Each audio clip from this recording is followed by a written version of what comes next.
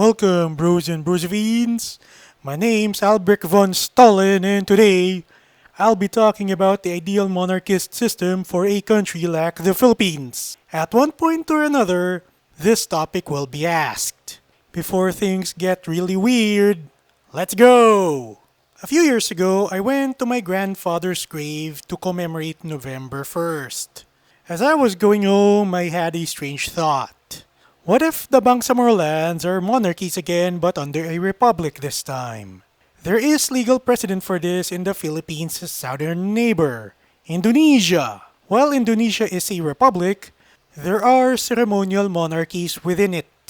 But then, that would force the Constitution of the Philippines to go from a unitary republic to a federal republic with a few subnational monarchies within it, and that would be a bit of a contradiction in terms. So I thought to myself, you know what?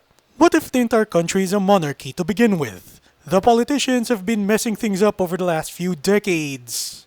As the years go by, I find that thought to be more and more true. I'm not going to say how such a thing would happen for a reason. I do not want this to fail. Thus, if I mention how this is going to be done, it would be prevented by the politicians and their supporters. I've been thinking of restoring the sultanates here in the Philippines because I want the Bangsamoro peoples to not get any ideas for secession. Instead of having to deal with someone distant from Manila, which alienates the Bangsamoro from being Filipino, they can have someone nearer to them to deal with. So, what is the ideal monarchy for the Philippines? There are two main ways I can go to, either Malaysia or Thailand. In Malaysia, you have 9 sultanates. Those 9 sultanates are all ruled by sultans, and those sultans choose who among themselves would be the king of Malaysia for 5 years. A federal elective monarchy, as it were. The other way is Thailand, where it's a unitary monarchy. The king of Thailand rules over all of Thailand. And then it dawned on me that the Philippines would do things a la Malaysia but quite differently. For one, instead of being an elective monarchy, why not a hereditary one instead? There's too few electors to have an elective monarchy in the Philippines. As for the royal title, that would be emperor, as the monarch in question would also be ruling over the various sultanates in the island of Mindanao. The sultanates will be ruled by their respective sultans, all swearing fealty to their emperor no less. As to who I'd want to rule, that would not be from the Spanish branch of the House of Bourbon. This is because the Bourbons have been bickering with each other over who rules what for the last 200 years. From France to Spain to Italy. Instead, I'll go for a Habsburg. This is because of 3 reasons. First, the Philippines was named after a Habsburg. Second, the Habsburgs stopped bickering at each other ever since the 19th century. And lastly, the Spanish Habsburgs have descendants, their main branch. I'll be coming back to this later. As for the Constitution, I want to change from a republican one to a monarchical one. The pro-life part will be retained. That way, the nation will be properly federal and still be open to life. This is because federal republics are notorious for gerrymandering, and I want to end this trend. And I want to keep abortion illegal. This also entails that the emperor would mostly be a constitutional one. The emperor would be the court of last resort in secular matters. This means that he would be the ultimate legal authority and the ultimate enforcer of law. As for legislature, he cannot legislate a law but he can pass or veto a law. But Albrecht, absolute monarchy is evil because whatever the king says becomes law. Contrary to popular belief, absolute monarchies were far less prone to having idiotic laws getting passed. The rule of King George III of Great Britain never had a law like Roe v. Wade, nor did the rule of Empress Maria Theresa of the Holy Roman Empire allow for extremely high income tax like in the United States of America. As for the military, he'll be the commander-in-chief complete with military training. As for the Bangsamoro and other indigenous peoples, I want their rights to be protected.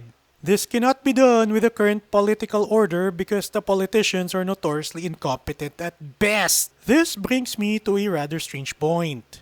Have the Principalia be restored and expanded? Under the Spanish, the Principalia were local rulers who swore their fealty to the king.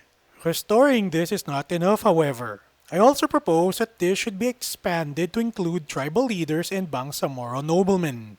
That way, the former would be protected from exploitation as anyone who dares to exploit the indigenous peoples would have to answer to the emperor, while the latter would inspire their fellow Bangsamoro to not secede. I also propose giving the Principalia military training. Why? Because not only does this have a precedent in pre-Spanish history where the local rulers defended their realms via their own armies, this also defends the indigenous peoples from anyone who would abuse them. As for legislature, I propose that a modified version of the parliamentary system inspired by what the Austrians had done, because what the Austrians did have worked for the most part. This is divided into two types: the national parliament and the local parliaments. This setup is more efficient for local populations as compared to the few politicians and bureaucrats in Manila. This also dismantles the slur against the noble and ever-loyal city, Imperial Manila. By doing this, the local population's grievances can be better heard and their rights can be better protected. This also concentrates the amount of votes from tens of millions per candidate to around a million per candidate at most. I want the voters' votes to actually count for something, not like this glorified gamble that we're seeing every 3 years. And yes, I am including the midterm elections under this. I'm not here to abolish elections entirely, as those are a legitimate way for people to keep the political class in check. But I want to make it more efficient because under the current system, the politicians treat the people as their pawns to gain power. And with the emperor being the one who passes or vetoes any law that the politicians propose, the politicians can be kept in check in terms of legislation. This has the added bonus of the emperor keeping the politicians in check more frequently, as opposed to the voters keeping the politicians in check every 3 years. Thus, there is a proper balance of power. The cities, such as Manila and Cebu City, would gain autonomy. This is to make sure that the cities would not overpower the countryside in terms of political power. As to who sits on the parliaments, that would be the elected officials, the representatives of the nobility, and the local clergy, be it Catholic bishops, Muslim imams, and Protestant pastors. Yes, people, there will be a union between faith and state. Catholicism will be the privileged religion like what the Austrians did. That being said, there will be religious liberties granted to all faiths, including atheism.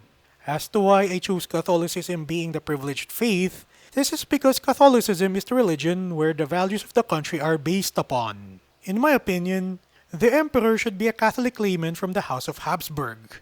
In order to overcome the nationalist objection to this, the emperor should be a citizen of the Philippines, and that can be done via naturalization. As to make the emperor relate to his peoples, he needs to be able to adopt aspects of Filipino cultures. This means that he needs to learn the various Filipino languages, such as Tagalog, Cebuano, Tausug, among other languages, adopt Filipino customs, such as wearing the barong Tagalog as formal wear, participating in local festivals, and practicing Arnis, among other things, and live in the country as his permanent residence. This has a legal precedent as well, but in Europe this time.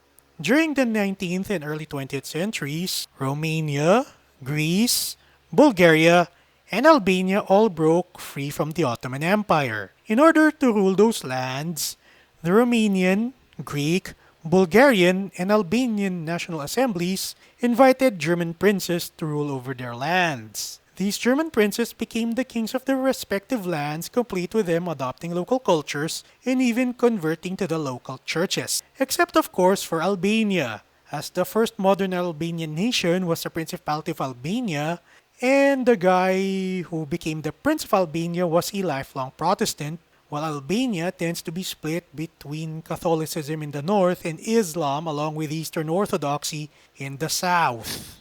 As the emperor is already a Catholic, there is no need for him to convert to the predominant faith in this land. Also, the Philippines will not return to Spain. While Spain is prosperous, Spanish rule is not popular in this country for obvious reasons, and Spain has legalized abortion, which is a massive problem.